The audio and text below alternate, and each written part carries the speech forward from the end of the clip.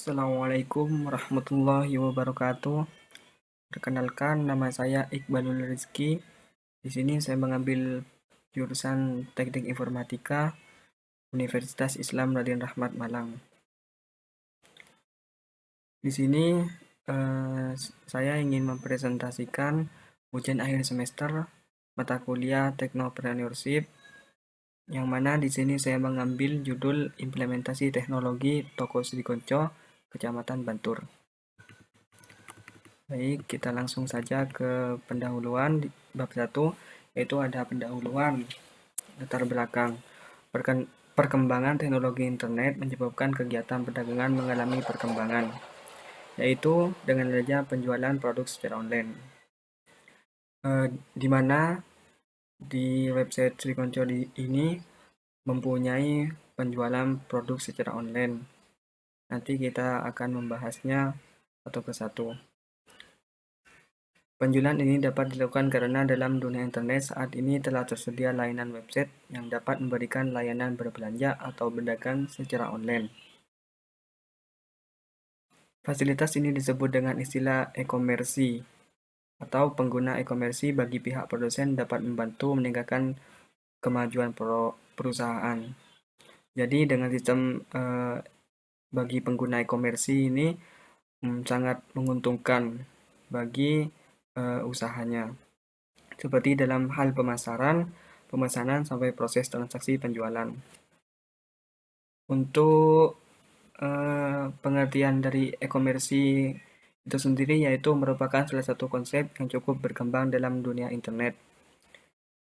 Pengguna sistem ini dapat menguntungkan banyak pihak, baik pihak konsumen, produsen, maupun penjualan. Konsep online shopping menyediakan banyak kemudahan dan kelebihan jika dibandingkan konsep belanja yang konvensional. Selain proses transaksi bisa menjadikan lebih cepat, konsep toko online atau e-commerce dapat memangkas banyak biaya operasional karena penjual tidak diharuskan punya toko fisik. Kemudian di sini juga ada rumusan masalah. Yang pertama di sini ada bagaimana cara menggunakan aplikasi atau website Sri Konco. Kemudian yang kedua, bagaimana cara mengimplementasikan website Sri Konco. Nomor 3, yang terakhir, bagaimana cara memahami fitur dan menu website Sri Konco. Kita akan membahasnya di bab selanjutnya. Kemudian ada tujuan penelitian.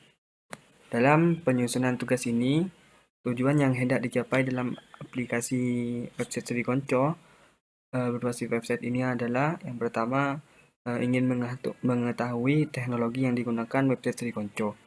Kemudian nomor 2, mengetahui fitur dan menu yang digunakan website Sri Konco. Kemudian nomor 3, tujuannya yaitu untuk memahami pengertian e-commerce. Nomor 4, memahami kelebihan dan kekurangan dari website Sri Konco. Inilah adalah tujuan dari pembuatan atau penelitian dari implementasi teknologi toko Sri Konco. Kemudian di sini ada bab 2 tentang pembahasan, yang mana sebelumnya kita sudah mempresentasikan atau membahas tentang bagaimana masalah-masalah yang terjadi di website Sri Konco. Di sini kita akan membahasnya.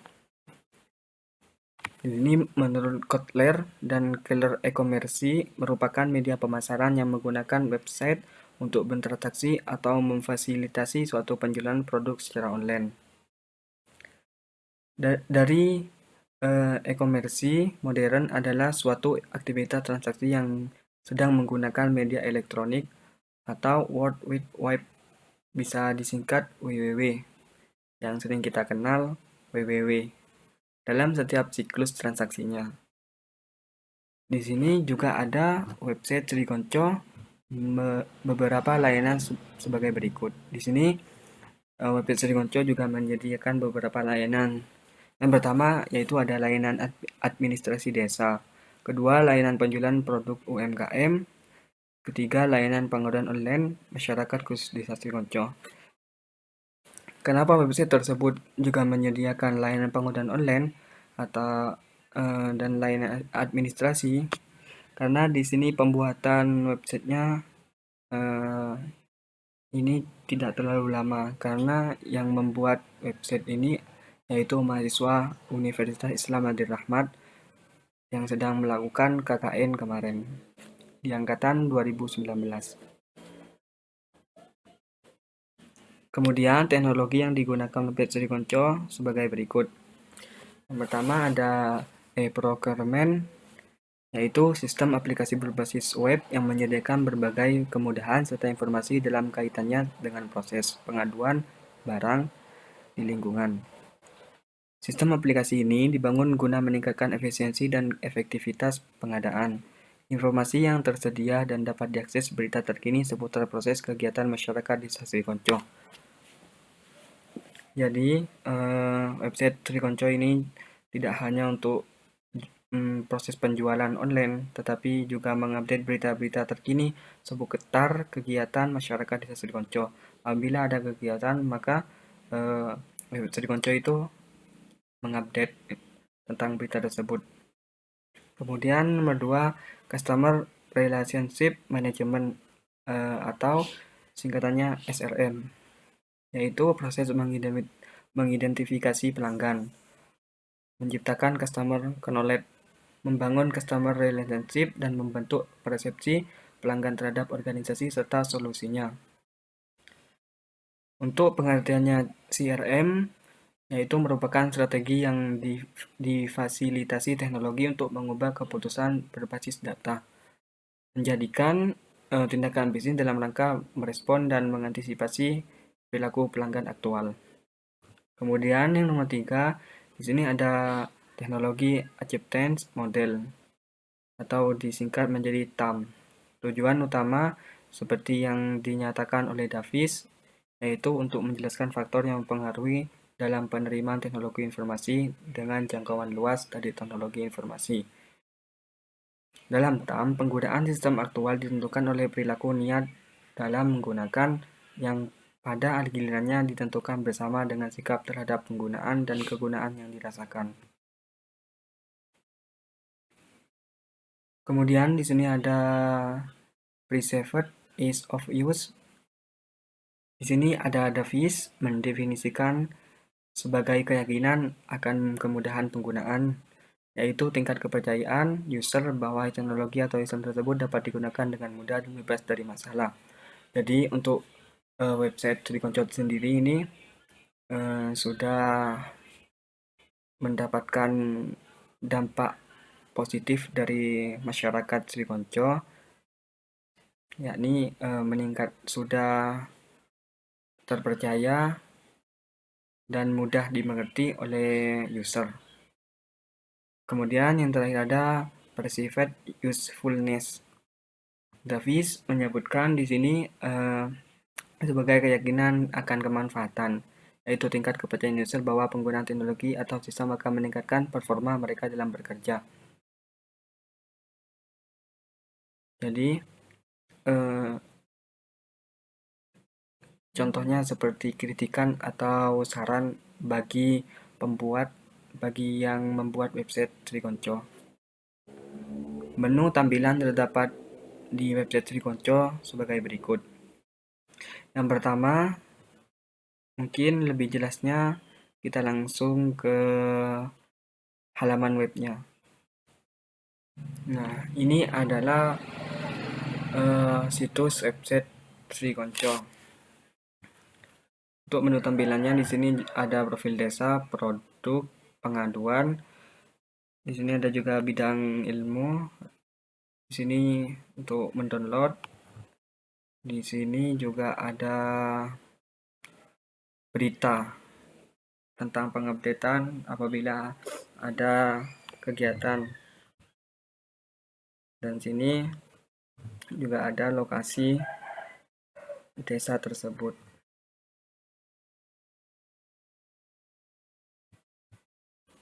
Dan untuk pembahasan kali ini yaitu tentang penjualan produk.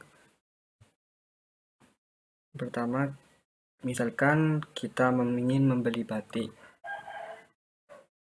Di sini ada gambar serta deskripsinya dan lengkap dengan harga dan penjualnya serta lokasinya. Untuk pemesanan berbeda dengan aplikasi-aplikasi yang canggih karena website ini sedang diproses untuk kedepannya lebih baik. Untuk pemesanan kita tinggal klik saja, kemudian nanti kita langsung diarahkan ke WhatsApp.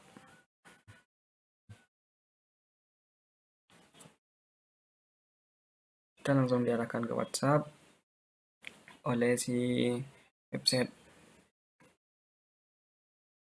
Mungkin itu saja untuk pembelian produk Desa Sri Konco. Jadi untuk user ini orang yang menggunakan aplikasi. Nomor 2, login. Pada halaman ini user akan diarahkan ke halaman login terlebih dahulu untuk memasuki menu dashboard. Kemudian apabila user tidak mempunyai akun, maka diharuskan untuk registrasi terlebih dahulu. Kemudian di website itu ada logout, password, profile, pengaduan masyarakat, serta produk.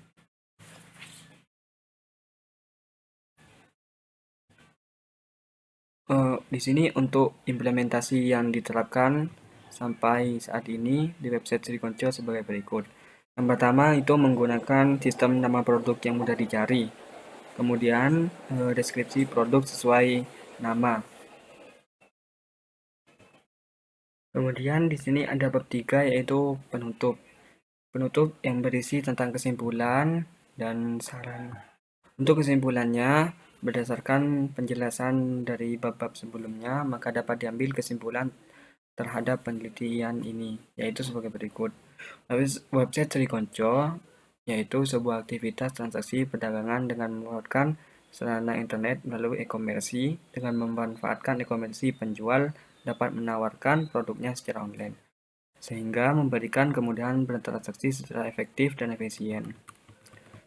Kemudian yang kedua di sini dengan perancangan media online, website Sri Konco memberikan kemudahan bagi penjual untuk memasukkan informasi secara lengkap tentang jenis produk yang dipasarkan, cara pemesanan, cara pembayaran, dan cara penjualan.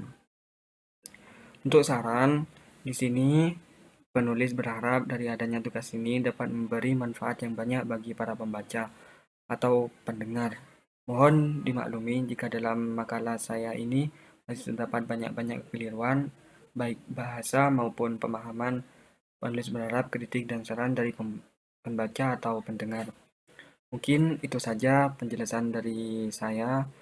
Kurang lebihnya, mohon maaf. Assalamualaikum warahmatullahi wabarakatuh.